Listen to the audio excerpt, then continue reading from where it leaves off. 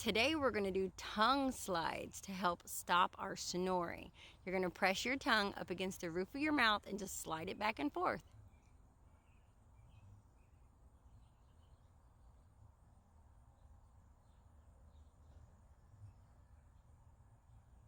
Do it for 20 seconds. Take a break, do it again for 20 more seconds. Remember, you're pressing your tongue, you're pushing up against the roof of your mouth and just sliding it back and forth. That's all it takes to help tighten this. Combine that with the one from yesterday and I'll be back tomorrow with another one. Start putting them all together and you will really start to hear a difference in how hard you're snoring. Good luck.